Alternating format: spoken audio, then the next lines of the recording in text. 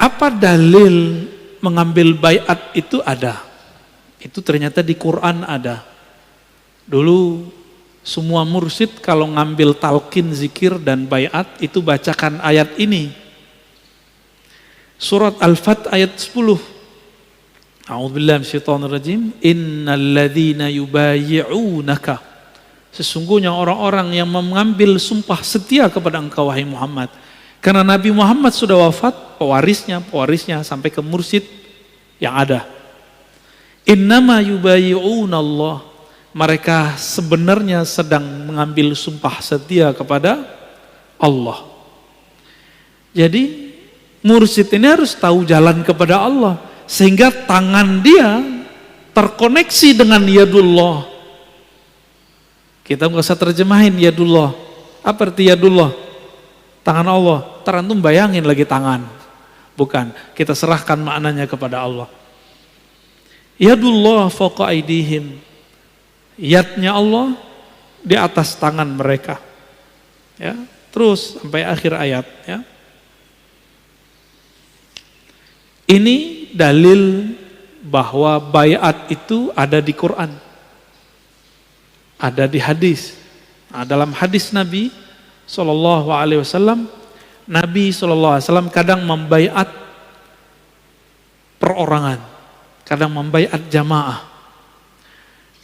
Ada yang menarik, Nabi itu sebelum hijrah, itu sudah baiat Khadijah, baiat Ali, baiat Abu Bakar. Itu udah dibaiat semua tuh. Berarti perorangan. Lalu dalam perkembangan ada baiat yang dilakukan di rumah Baitul Arqam. Berarti ada macam-macam baiat, ada periodik. Setelah itu berkembang, datang utusan dari Madinah 12 orang. Itu baiat Aqabah pertama. Karena tempat baiatnya di Aqabah. Diam-diam itu Pak. Diam-diam walaupun kemudian menyebar. Lalu baiat Aqabah kedua sekitar 70-an orang. Nanti Al-Imam Al-Mahdi mungkin juga sudah akan melakukan proses ini. Sebelum dia muncul diislah oleh Allah, itu akan terjadi proses ini. Sebelum puncaknya nanti ada baiat di Masjidil Haram di Mekah di belakang Rukun Yamani. Yaitu di belakang makam Ibrahim. Di situ ya, atau antara makam Ibrahim dan Rukun Yamani. Di situ nanti ada baiat. Siapa yang membaiat beliau? Disebut mereka pewaris Ahlul Badar. Jumlahnya sekitar 313. Itu yang gelombang pertama yang besar. Nanti akan terus datang dari mana.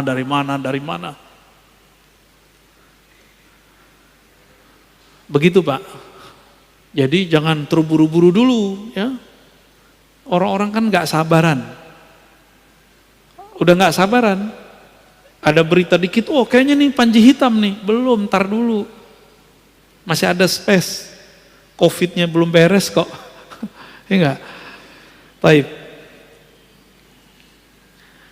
Berarti ada baiat fardi, ada baiat jama'i. Baiat arti baiat sumpah setia.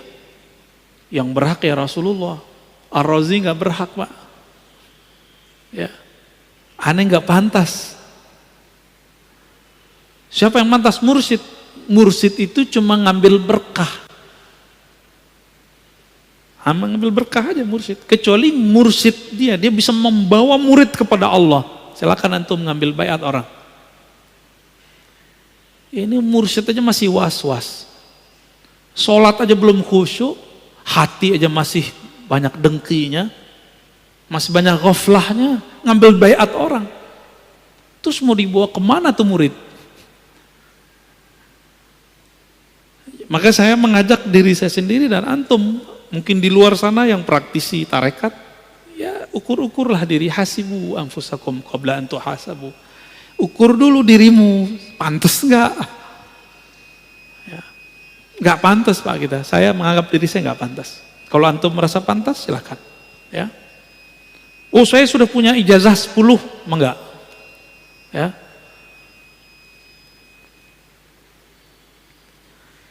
Lalu paket baiat itu biasanya ada perjanjian, akan begini, akan begitu, akan begini, akan begitu ya. Intinya sebenarnya adalah sumpah setia, syahadat kepada Allah, syahadat kepada Rasul.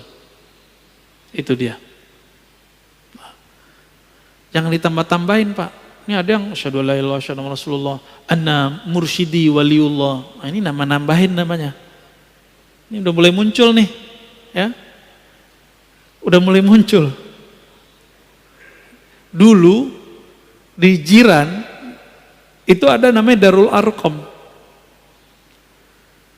Itu difatwakan sesat di sana karena dia syahadat asyhadu alla ilaha illallah, asyhadu anna Rasulullah wa anna fulan waliullah. Itu. Walaupun sebenarnya itu tidak merusak syahadat pertama dan kedua, tapi bagi orang-orang yang sensitif itu dianggap menambah-nambahkan. Ini saya dengar beberapa thariqat sudah mulai begitu. Kecuali mursyidnya kutub. Bukan kutu kupret Pak. Ya. Kutub. Wali kutub boleh. Kalau wali kutub, pasti kutub yang lain tahu. Ciri-cirinya, orang ini disepakati kewaliannya oleh para wali. Karena wali mengerti siapa wali.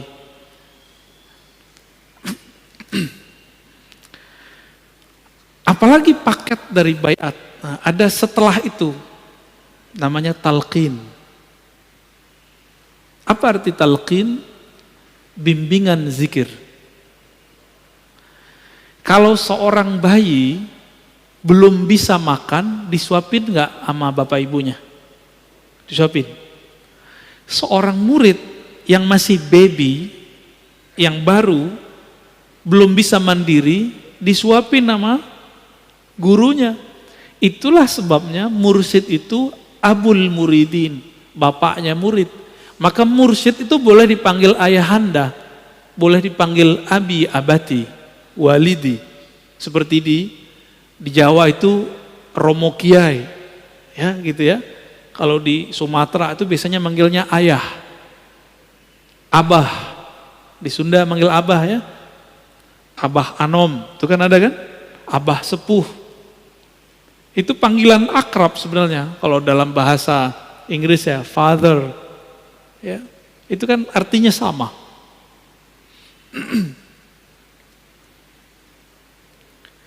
Jadi talqin ini perlu. Seorang mursyid nggak mungkin langsung mentalkin. Dia lihat dulu istiadat ruhiyah si murid, kesiapan murid. Ada murid yang bisa langsung dikasih talqin, ada yang tidak. Kenapa? Talqin itu ibarat kita nanam biji atau nanam padi. Ini orang kota semua ya, pada nggak ngerti kali ya. Kalau saya dulu pernah nanam padi sawah. Itu sebelum sawahnya ditanamin, bekas panen sebelumnya, tanahnya keras nggak? Diapain? Dibajak dulu Pak. Membajak sawah sebelum ditanami, itu namanya prakondisi talqin. Itulah fungsi tazkiyatun nafs. Jadi tazkiyatun nafs itu paketnya sebelum talqin, saat talqin, setelah talqin. Seorang murid, kolbu dia itu seperti sawah, gersang. Harus dicangkul dulu, dibajak dulu, dibajak, sampai lembut. Kalau sudah lembut, diairin. Sudah diairin, lalu benihnya ditanamin atau tancepin. Itulah talqin. Jadi apa arti talqin? Menancapkan biji kalimah tauhid ke dalam kolbu murid. Itulah yang dimaksud dalam surat Ibrahim. Syajaratun thayyibah, kalimatun thayyibah, ya.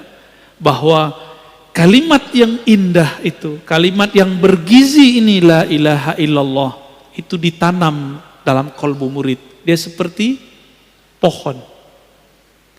Makanya orang-orang ahli kasyaf itu kalau antum baca la ilaha illallahnya ikhlas, itu ada pohon tumbuh, terlihat sama dia.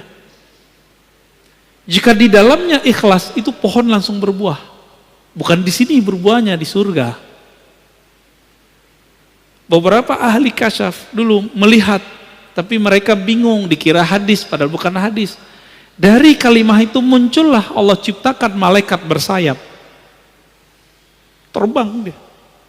Ada juga yang melihat begitu, dikira hadis Nabi. Bukan, itu bukan hadis Nabi. Itu kasyaf, visualisasi yang terlihat oleh orang yang kolbunya sensitif.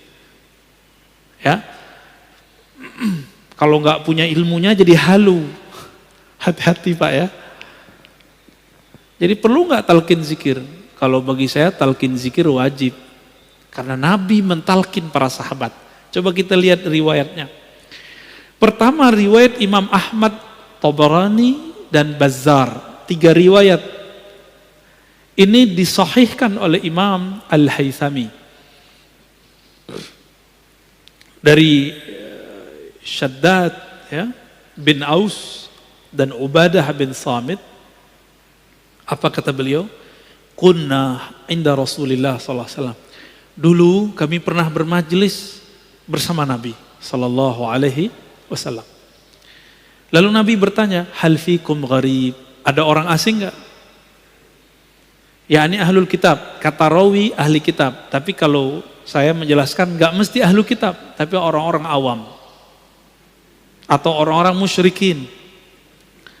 Lalu kami menjawab, la ya Rasulullah, tidak wahai Rasulullah sallallahu alaihi wasallam. Lalu apa kata beliau? Kata Aus, kami diperintahkan menutup pintu. Kalau sekarang matiin lampu, gitu ya. Biasanya kalau orang mau talqin tuh, itu dibuat kondisi sesenyap mungkin, senyaman mungkin. Jangan sampai lagi zikir nanti ada yang ngetuk-ketuk, buka pintu gitu. Maka dikunci pintu, bighalqil bab. Nabi memerintahkan untuk agar pintu dikunci. Faqal, lalu Nabi mengatakan, irfa'u aydiyakum, angkat tangan kalian. Diangkat Pak, itu modelnya. Lalu Nabi mengatakan, qulu la ilaha illallah, bacalah la ilaha illallah. Nah, itu ada tekniknya. Tekniknya disembunyikan oleh periwayat hadis, periwayat ilmu zikir yang nanti antum cuma dapatkan sama mursyid tariqat. Itu tekniknya gimana? Supaya kalimah ini bisa menggoncang isi kolbu. Iza zukirallah wajilat qulubuhum, disebut nama Allah, kolbu bergetar. Nah, itu ada tekniknya Pak. Farafa'na aydiyana, lalu kami mengangkat tangan kami dan baca la ilaha illallah. Selesai, apa kata Nabi? Alhamdulillah, segala puji milik Allah. Allahumma innaka ba'astani bihadhil kalimah wa amartani biha wa wa'adtani 'alaiha al-jannah wa innaka la tukhliful mi'ad. Ya Rabb, engkau telah mengutusku dengan kalimat la ilaha illallah dan memerintahkanku untuk menyebarkan kepada umatku, dan engkau mau janjikan siapa yang membacanya pasti masuk surga. Sesungguhnya engkau tidak tukhliful mi'ad, melanggar janjimu. Maka semua yang hadir itu dijamin masuk surga sudah. Orang yang hadir saat itu dijamin masuk surga. Ini salah satu metode. Metode apa namanya? Metode talqin.